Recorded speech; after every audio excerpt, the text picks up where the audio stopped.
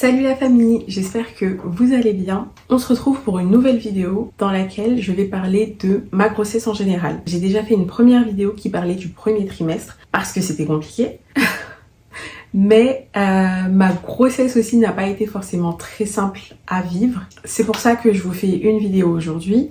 Et je ferai une dernière vidéo sur le sujet de la grossesse. Après c'est bon, on n'en parle plus. Sur l'accouchement parce que ça aussi c'était quelque chose. Et que ça mérite sa vidéo à part.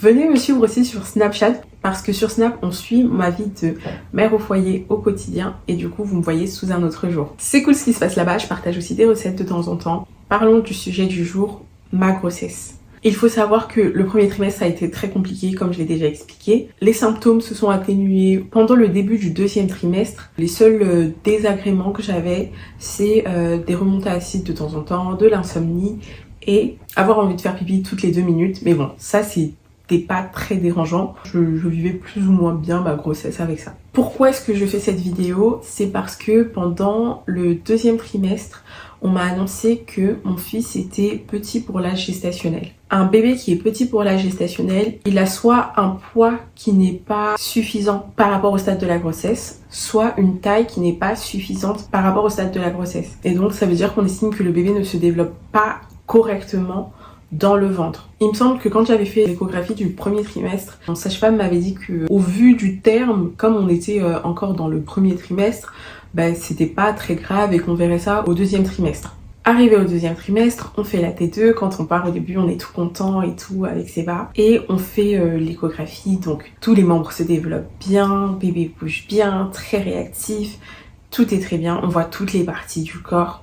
Tout ça c'est top. Et le sage-femme me dit que par contre, au niveau de la taille, ça ne va pas trop. Du coup, je lui demande qu'est-ce qu'il y a. Il me dit que le bébé est petit pour l'âge gestationnel et qu'il n'a pas assez de poids compte tenu de mon terme. Donc là, je dis ok. Et il me dit que bon, ça peut arriver. Franchement, super ce sage-femme. Il n'a pas du tout été alarmant. Ça, c'est cool. Et donc, il nous expliquait que ça pouvait arriver, qu'il faut faire un suivi un peu plus poussé. Du coup, j'allais avoir des échographies toutes les 2 semaines pour suivre l'évolution du poids de mon bébé et que ce serait comme ça jusqu'à mon terme. Le jour où on nous l'a annoncé, après sur le coup ça m'a fait un petit pincement, mais j'ai essayé de pas trop y penser. On est sorti après avec Seba, on est parti manger, on a fait des petites courses pour le bébé. Vous savez, quand on est dans le deuxième trimestre, c'est bon, le premier trimestre c'est fini, le bébé va bien, du coup on se permet d'être un peu plus dans l'euphorie de la grossesse. Donc on était parti faire un peu de shopping, on avait mangé. Donc en fait j'avais passé une assez bonne journée après l'annonce du diagnostic. Et le soir, en rentrant chez moi, je m'effondre. Je commence à pleurer. Je pleure toutes les larmes de mon corps. Et je me dis, mais qu'est-ce qui ne va pas en fait? Qu'est-ce que je fais de mal pour que mon bébé ne prenne pas assez de poids? Moi, je fume pas, je bois pas, je me drogue pas.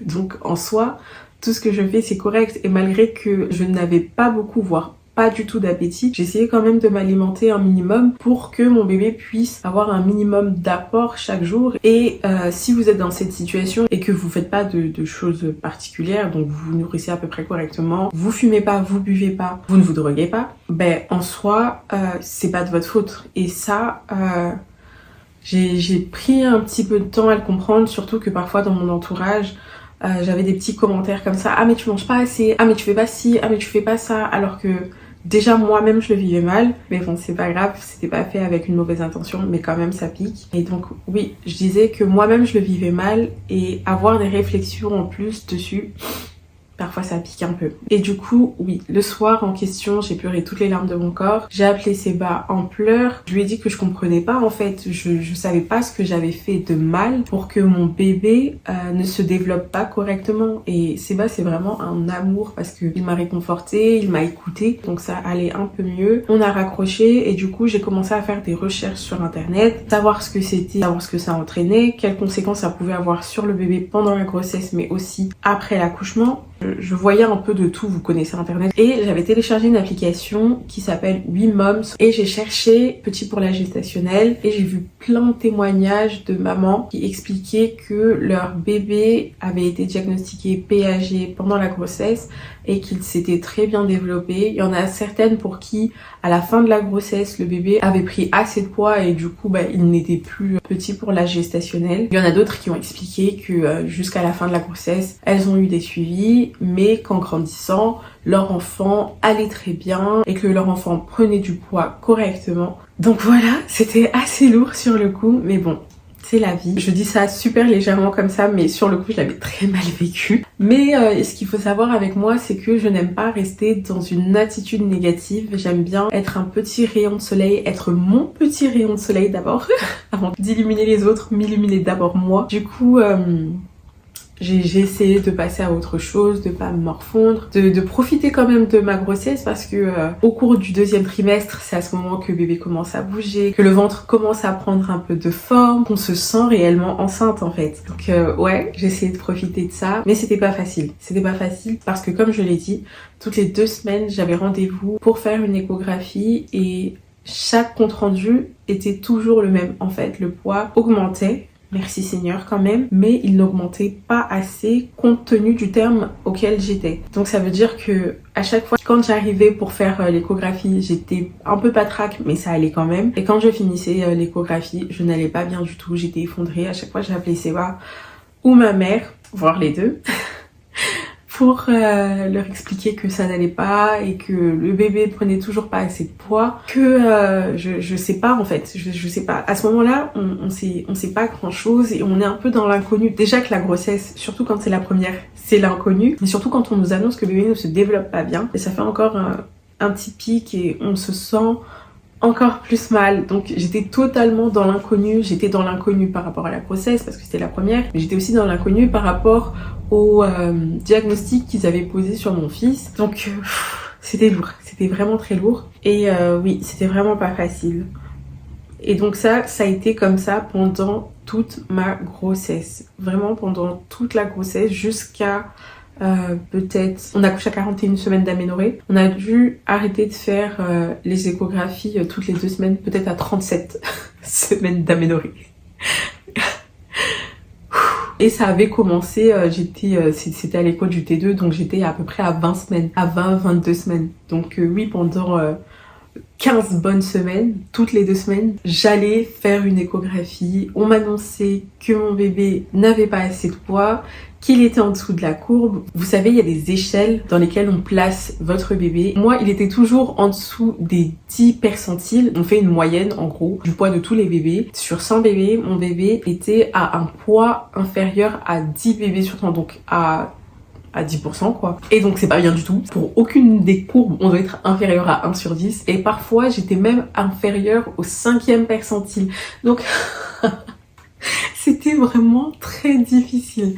Vraiment très très difficile. Après, j'avais ma sage-femme qui faisait mon suivi. Il avait tout de même essayé de me réconforter en demandant si dans ma famille on avait l'habitude d'avoir des petits bébés. Ce qui expliquerait que mon fils, on l'estime à un petit poids. Et effectivement, quand on est né, ma mère n'a pas eu de gros bébés. Il me semble qu'il y a que moi qui était à 3 kilos. Et encore, peut-être je dis des bêtises, mais en tout cas, je sais que sur 3 enfants, 2 enfants sur 3, étaient à peu près 2,5 kg, 2,7 kg. J'en ai parlé un tout petit peu dans mon entourage. Et il y a eu des femmes qui m'ont réconfortée en m'expliquant que regarde, nos enfants aujourd'hui, ils vont très bien. Et ça réconforte d'avoir des exemples sur lesquels s'appuyer. Donc on va passer l'épisode du bébé petit pour la gestationnelle. On va arriver à la fin de la grossesse. Et même ça, c'était pas simple non plus.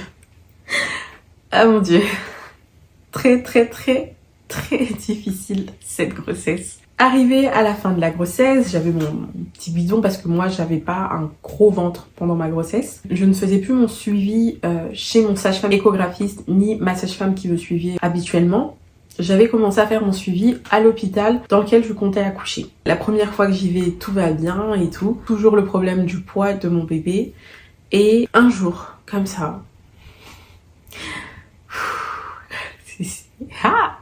Et un jour, je vois une gynécologue qui m'annonce qu'il n'y a pas assez de liquide amniotique et que bébé pourrait être en souffrance. On était à 34-35 semaines et elle me dit « Ouloulou, comme c'est comme ça, il va falloir qu'on vous déclenche. » À savoir que moi je voulais pas de déclenchement. À part si c'était réellement nécessaire, j'en voulais pas. Et je lui dis j'ai essayé de gratter quand même. Je lui dis oui mais non, moi j'aimerais quand même un accouchement le plus naturel, le plus physiologique possible. Donc on peut continuer pour le moment sur les suivis et voir si ça va vraiment pas. Ben là oui, on verra pour le déclenchement, mais tant qu'il y a une possibilité d'éviter, je préfère éviter. Ça va, dans la maternité dans laquelle j'étais, ils étaient assez à l'écoute, même si cette gynécologue n'était pas très douce dans ses termes. Donc j'avais encore des échos à la fin, alors que techniquement à la fin il n'y a même plus d'échographie, mais bon c'est pas grave.